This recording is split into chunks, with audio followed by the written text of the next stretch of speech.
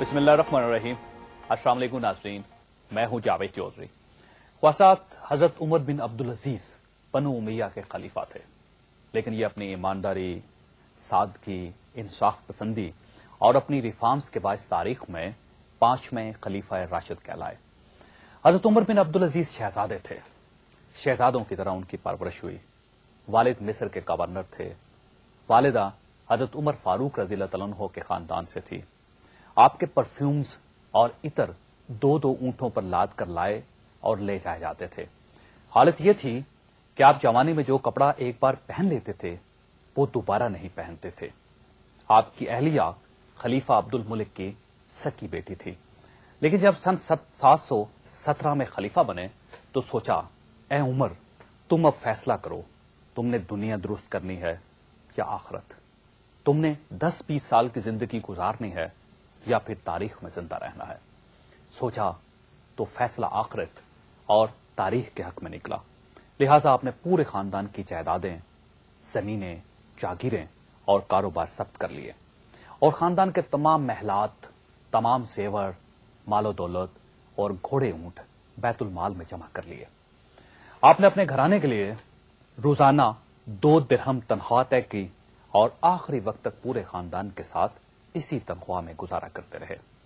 آپ کے گھر میں کوئی ملازم نہیں تھا، آپ کے پاس کوئی گارڈ نہیں تھا۔ آپ کی اہلیہ یعنی اس وقت کی فرسٹ لیڈی گھر کا سارا کام اپنے ہاتھ سے کرتی تھی۔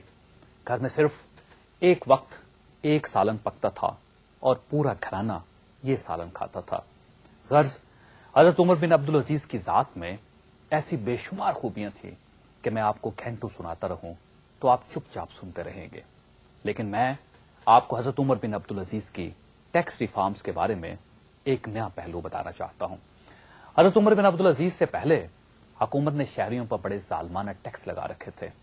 آپ شاید یہ جان کر حیران ہوں گے کہ اس دور میں خط لکھنے پر بھی ٹیکس تھا، دکانوں پر ٹیکس تھا، گھروں پر ٹیکس تھا، چکیوں پر ٹیکس تھا اور نکاح پر بھی ٹیکس تھا۔ حضرت عمر بن عبدالعزیز نے یہ سارے ٹیکس ختم کر دیے، جس کی وجہ سے خزانہ خالی ہو گیا اور حکومت کو پہلے مہینے سرکاری ملازمین کو تنخواہیں دینے کے لیے قرضہ لینا پڑ گیا۔ اس وقت ایک گورنر نے خلیفہ کو خط لکھا اور ان سے عرض کیا، جناب، اگر آپ اسی طرح ٹیکس معاف کرتے رہیں گے تو ہم حکومت کیسے چلائیں گے؟ حضرت عمر بن عبدالعزیز نے اس کے جواب میں ایک تاریخی فقرہ کہا۔ یہ فقرہ آج تک تاریخ کی کتابوں میں گونج رہا ہے۔ آپ نے فرمایا، اللہ تعالیٰ نے نبی اکرم صلی اللہ علیہ وسلم کو دنیا میں ہادی بنا کر بھیجا تھا، وصولی کرنے کے لیے نہیں۔ حضرت عمر بن عبدالعزیز نے عوام کو ٹیکس میں چھوٹ دے کر حکومت کے غیر پیداواری اخراجات کم کر دیے۔ اس کے نتیجے میں 6 ماہ میں خزانہ بھر گیا اور حکومت خوشحال ہوگی۔ دوسری طرف عوام پر ٹیکسوں کا دباؤ کم ہوا تو عوام نے بھی ٹیکس دینا شروع کر دیے۔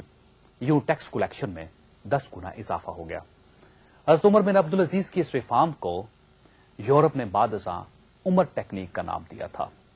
حضرت عمر بن عبدالعزیز نے 3 سال حکومت کی اور یہ 39 سال کی عمر میں انتقال کر گئے، لیکن ان کے نام کی گونج آج تک دنیا میں موجود ہے۔ خاصات عوام کو ریلیف دینے سے حکومتیں کبھی کنگال نہیں ہوا کرتی، بلکہ اس سے خزانے میں برکت آتی ہے۔ لیکن شاید ہماری حکومت اس فارمولے سے واقف نہیں، اسی لیے اس نے آج بجلی کی فی یونٹ قیمت کا ایک نیا فارمولہ دے دیا ہے۔ اس فارمولے کے تحت شام 6 بجے سے رات 11 بجے تک پیک آورز میں بجلی کی قیمت 11 روپے 77 پیسے، جبکہ پیک آورز کے علاوہ اس کی قیمت 7 روپے 18 پیسے ہوگی۔ یہ ظالمانہ فیصلہ مردے کا کفن چوری کرنے کے برابر ہے، اور یوں محسوس ہوتا ہے کہ حکومت نے بنو امیہ کے فلسفے پر کام کرنا شروع کر دیا ہے کہ جہاں بھی موقع ملے عوام کو وہاں پیس کر رکھتے۔ کاش ہمارے حکمران اس قسم کے ظالمانہ اقدامات سے پہلے ایک بار حضرت عمر بن عبدالعزیز کی حیات طیبہ کا مطالعہ کر لیں۔ مجھے یقین ہے ان کا ضمیر جاگ اٹھے گا۔ ناظرین، یہ عوام کے ساتھ حکومت کا رویہ ہے، جبکہ دوسری طرف چیف جسٹس کے نام نیب کے پراسیکیوٹر جنرل کا خط مزید سنگین شکل اختیار کر چکا ہے۔ آج میاں نواز شریف نے اس خط کو پاکستان پیپلز پارٹی کی صفوں میں شامل خودکش حملہ آوروں کی کارستانی قرار دیا ہے، جبکہ دوسری طرف پیپلز پارٹی کا کہنا ہے کہ نواز لیگ میں دہشت گرد موجود ہے۔ ان ایشوز کا کیا نتیجہ نکلے گا اور یہ ایشوز ملک کو کس طرف لے جا رہے ہیں، یہ ہمارا آج کا موضوع ہے اور ہم چھوٹے سے وقفے کے بعد اس پر گفتگو کریں گے. ہمارے ساتھ رہیے گا.